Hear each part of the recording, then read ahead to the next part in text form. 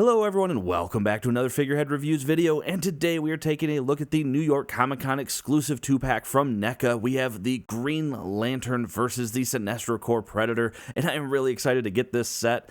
The box is very plain. We only have the logos here in the front, the Green Lantern logo and the Predator logo, and then the rest of the box is completely black with the exception of the UPC code on the bottom. But again, this was a New York City Comic Con exclusive. You're not going to be able to get this anywhere else other than eBay after this. But we do have the flap here that opens up to reveal the two figures, as well as all their extra accessories, and there are a lot of accessories. But enough about that, let's go ahead and get this open and take a look at both the Green Lantern and the Sinestro Corps Predator. And here is the Sinestro Corps Predator and Green Lantern outside of their packaging, and I tell you what, NECA really dug deep for this one. Some of you might be wondering when a Predator has appeared as a Sinestro Corps member, and it was all the way back in Green Lantern number 24 during the Jeff Johns run, where he appeared as a background character during a large scene battle. And for NECA to dig that far in and pull out this character is awesome, and the artistic licensing that they did with this is spot on. Honestly, they nailed it. I love that his weapons are his constructs. I think that is very fitting, and the Green Lantern figure is very well done as well. I do have some small complaints, and they mostly lie with the Green Lantern figure, and I'll kind of go over those. Primarily has to do with some of the paint applications and things like that.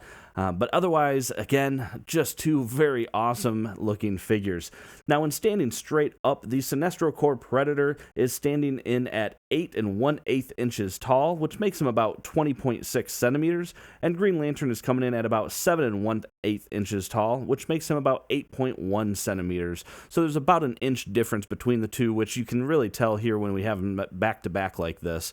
But otherwise, they do come with some fantastic accessories, so let's go ahead and get a better look at those accessories, and then we'll get a better look at the two figures. Inside the packaging, we get the alternate head sculpts, which we'll take a look at here in a moment, which leaves us with the 3 different Predator weapons, the 3 ring effects for Green Lantern, an alternate set of hands for each of the figures, and of course a Green Lantern power battery. So starting first here, we'll take a look at the power battery, and you can see right away I got a little bit of a blemish on one side of mine, but we're good on the other side, and this is a pretty standard looking power battery. The only thing I don't like about it is this does not appear to be on a hinge, the handle that is. So instead it just it's a soft material that you might have to kind of heat up and bend it, but you can see it pulls back and goes a different way. So I'm not a huge fan of that, but I really like this design, and in fact, I might see how it scales with my Mezco figure, because I actually like the looks of this classic power battery versus the one that came with that Mezco one. Now, looking at some of the ring effects here, so we get first this blast effect, which looks very, very cool, and all the ring effects have this little port here. So one of the hands that we get, the alternate hands for Green Lantern, is a fisted hand, which is his ring hand, and it just has that hole there, and all you have to do is just port that in, and then that comes out looking fantastic, and you get a blast effect on that ring. And then we get the other little starburst ring effect, and I like this, but I feel like it should have had more points. Similar again to the Mezco Green Lantern, I think it would have looked better if we had some more points on it, but it is a hard plastic, so it's quite durable, and this one you can spin around in different directions if you want to, unlike the Mezco one, so I do like that. And then we get this small little power burst, which I think is really cool. The only problem I have with mine is it doesn't stay in very well. So anytime I move the wrist, it's just really, really loose, and it just doesn't hold in there well. But I think that looks great as a little short burst about to blast out of the ring. So I think that is awesome. So that is the alternate hand as well. And then, of course, we do have a gripping hand for the power battery for Green Lantern as well, which is this one, and you can already see some of what I was talking about with some of my complaints. All this white paint that is coming off from the hinge on here, I don't know why NECA still paints these hinges. Why can't they just have this whole thing molded in white? I mean, it is molded in white, but you're going to have paint coming off, trust me, and that goes for all the hands. Now, looking at some of the Predator weapons, so we get this guy here. I don't know what these are all called. I do apologize, but I think that looks awesome, and I know this is one of the classic weapons that we've seen. I can't remember if it was seen in Predator 2 or not. We do get one of the alternate hands, which this is a sword gripping hand, and I found the easiest way for him to hold this particular weapon is just sort of wedge it into the thumb there, and then you get the throwing hand, so I think that works quite nicely. Then he does have his sword, which looks very cool as well. And again, I love that these are all made to look like his light constructs. I think that is a really cool idea, and it works quite nicely. And that's going to go ahead and fit in this hand as well. And then he does have his spear, which looks awesome. Very huge, long spear. I think that is great. We go down to the nice stabby side there, and you get that very cool effect there. And of course, we do have the gripping hand for that. And this hand does have the ring on it, which see a little bit of opportunity with some paint, but the ring itself looks pretty good. But let's go ahead now and take a look at the rest of the figures, or the rest of the two figures, and we'll check out the ring on that other alternate hand that came with Predator. Starting first with the masked head sculpt for the Sinestro Corps Predator, and I love the looks of this.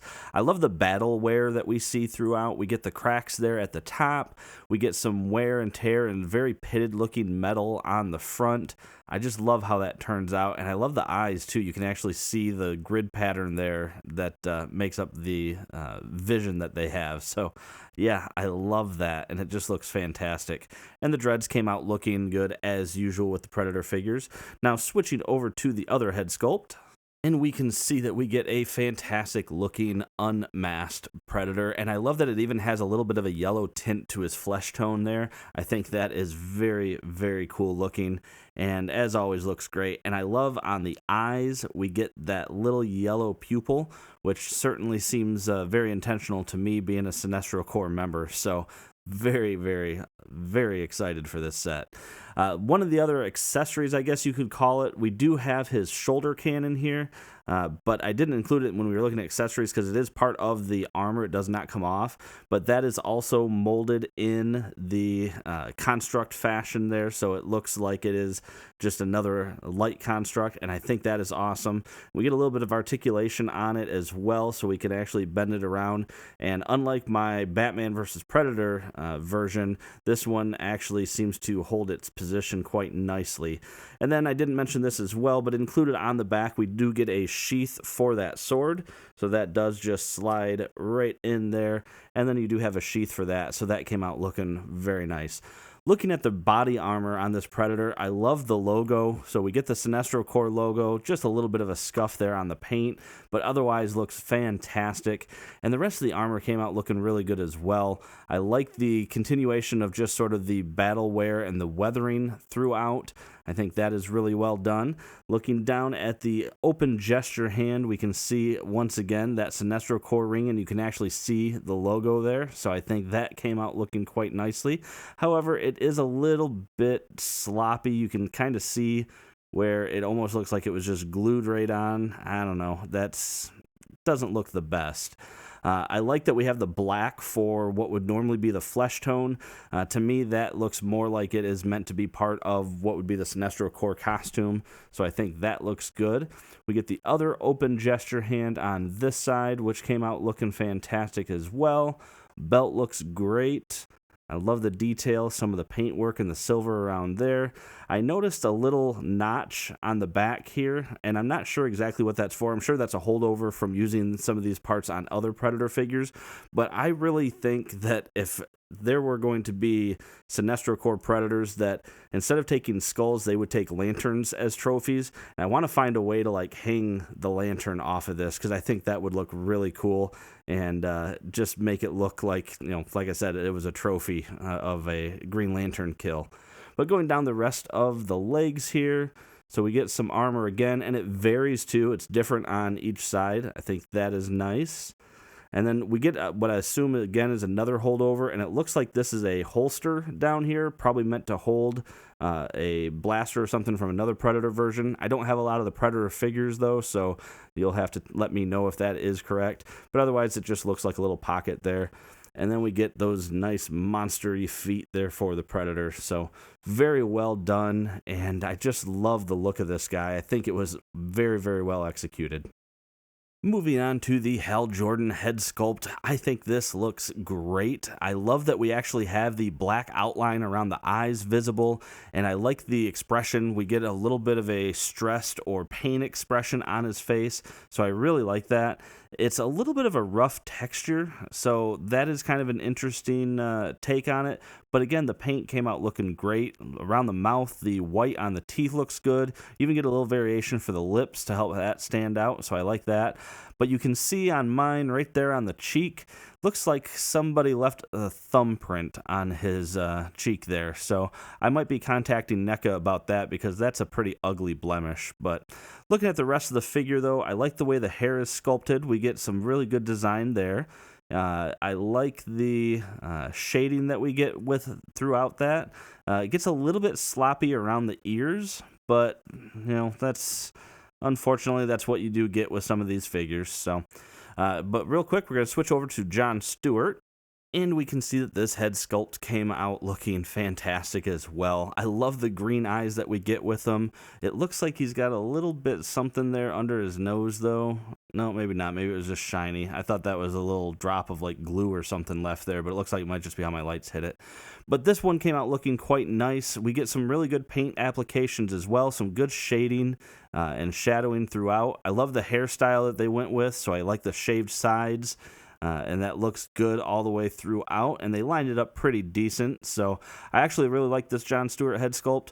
You get even like the stubble that came out looking good on his chin and whatnot. So really, really happy with that. And I'm not sure if I'm going to have this displayed as Hal or John yet. So we'll guess time will tell.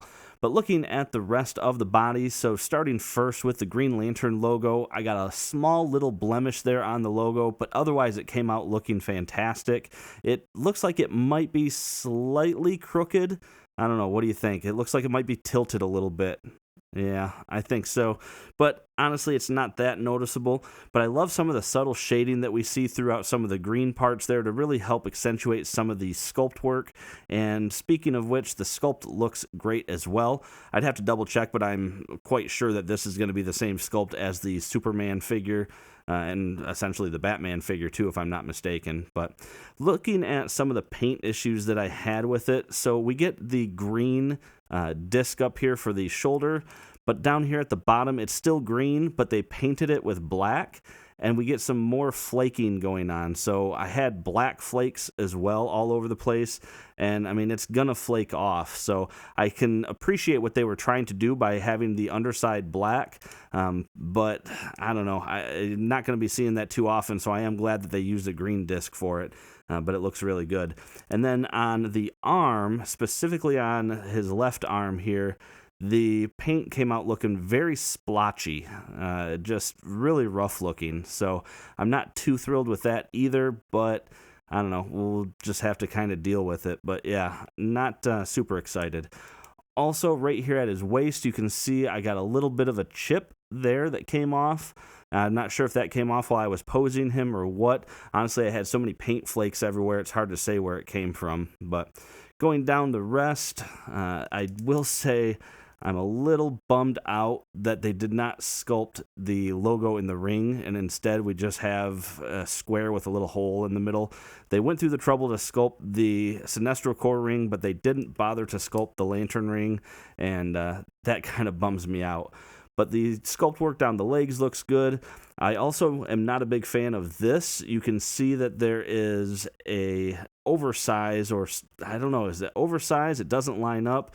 But either way, the boot kind of sticks out a little bit. Now, maybe that's by design, and it's not too crazy looking. Maybe it is meant to actually look like they're boots instead of just being smooth all the way down. So I guess I'll take that. But yeah, looks very, very cool. And overall, though, even though I do have some of those slight issues, I'm still quite happy with the figure. Looking now at the articulation on these two figures, so either head on the Predator is going to have the same articulation, which is to say it's going to go side to side. You might have to move those dreads out of the way a little bit, but it will go side to side. You can look down a little bit and you can look up a little bit, so you get a little bit of range of motion there, but not a ton. There's no additional like hinge or anything at the neckline either. It's all just going to be on the little peg that they use. The arms actually can come up quite a ways. With this side, it's going to tuck underneath this piece of armor so you can get it all the way up, and then on this side the armor itself is actually going to flare up and over there, so you can actually get almost a full T-pose out of him, which is quite nice. Of course, you have full rotation on the arms. You do have a bicep swivel, double jointed elbows. You actually have a rotation here at the forearm, and then you do have rotation and a hinge at the wrist as well.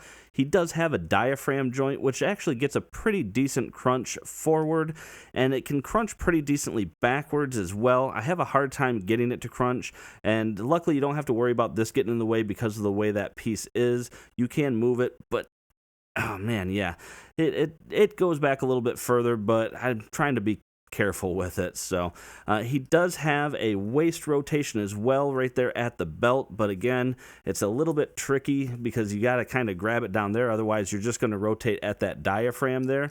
So he has that diaphragm rotation and waist rotation. His legs can come apart, well, I wasn't expecting that. His legs can come apart pretty far, but it looks like it's a pretty straight hinge, so yeah, I don't think it's broken. It looks like it should pop back in. Let's try. Yeah, I'll mess with that a little bit more there, but yeah, that didn't look too bad. But his legs can come apart. He can kick forward and backwards. No, I'll have to try again. Might have to contact NECA on that one. We'll see. But he does have a rotation there up as well at a ball joint. And then we do have a double jointed knee. And then he doesn't have exactly a hinge down here. If I'm not mistaken, the feet are on ball joints as well. So you do get a little bit of movement on there, a little bit of side to side. Nothing too crazy though.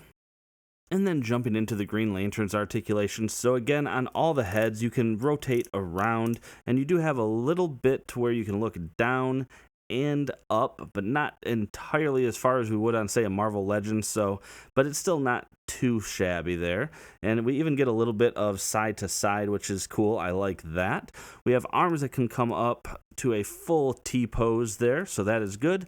You have full rotation, although mine has been very stiff, but you do have full rotation. I'm trying to be careful with it just because it seems like it's, like I said, just really stiff, but otherwise we do have a bicep swivel, double jointed elbows, and then you do have a hinge and rotation on all of the hands. We do have an ab crunch that can go down not too far and can go back also not terribly far. So the ab crunch is a little bit limited. I forgot to mention I have a little bit of a gap here as well. I don't know how I feel about that. But you do have rotation at the waist. You have legs that can actually come apart quite a ways. He can kick forward quite high, and this material I will mention is a bit flexible as well, so it's not hard plastic, so if you kick forward you can move that into position without too much fear of causing a problem. He does have a upper thigh rotation there on the ball joint. We do have double jointed knees, boot rotation, then we have a hinge, ankle pivot, and even toe articulation.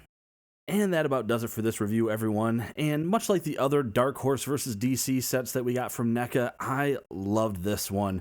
Yes, there are a few quality control issues, and I've already emailed NECA regarding the thumbprint on Hal Jordan's cheek there, and that's really the one I'm most worried about. As I was looking at the leg that came off, it doesn't look like it's a big deal. Nothing is actually broken as I inspected it, and it does go on just fine without any problems, and it's not even really that loose. It's a little bit loose, but nothing that I can't really take care of with the floor polish method, I think. So honestly, I'm still quite happy with this, and I love the design that NECA gave us for that Sinestro Corps Predator. It is just, yeah, it is awesome. So can't wait to get this on the shelf with my Batman vs. Predator and Superman vs. Alien. And then coming up, we'll have the Batman vs. Joker Alien that's going to look good on that set as well. So as always, thank you for stopping by and watching my video. Make sure to hit that thumbs up if you like this review. Subscribe for more content just like this. And aside from that, thanks for watching the video and have a great day.